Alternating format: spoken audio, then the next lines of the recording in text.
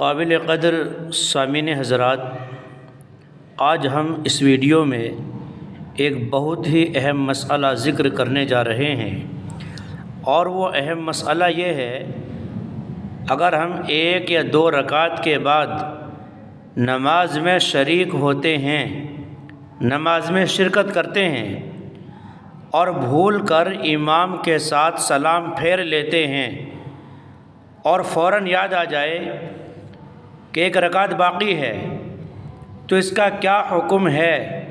سجدہ سہو واجب ہوگا یا نہیں؟ اگر مسبوق شخص نے بھول سے سلام پھیر دیا، جو شخص دوسری یا بعد کی کسی رکعت میں آ کر جماعت میں شامل ہو، اس کو مسبوق کہتے ہیں۔ اگر مسبوق شخص نے بھول سے سلام پھیر دیا تو اس کی 3 صورتیں ہیں۔ پہلی صورت یہ ہے، امام سے پہلے سلام پھیرا ہو۔ دوسری صورت یہ ہے، امام کے بالکل ساتھ ساتھ سلام پھیرا ہو۔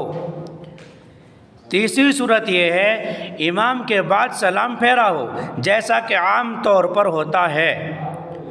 تو ان میں پہلی اور دوسری صورت میں مسبوق پر سجدہ سہو واجب نہیں ہے، یعنی اگر امام سے پہلے سلام پھیرا ہو یا امام کے بالکل ساتھ ساتھ سلام پھیرا ہو، تو ان دونوں صورتوں میں سجدہ سہو واجب نہیں ہوگا۔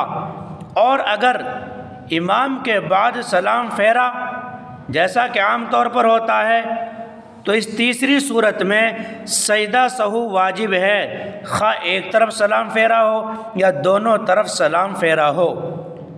محترم حضرات، آپ سے گزارش ہے ہماری ویڈیو کو لائک، شیئر اور کومنٹ کریں۔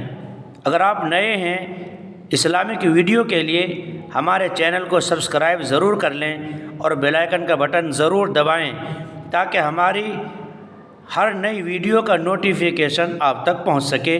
فقط والسلام، واللہ اعلم بالصواب۔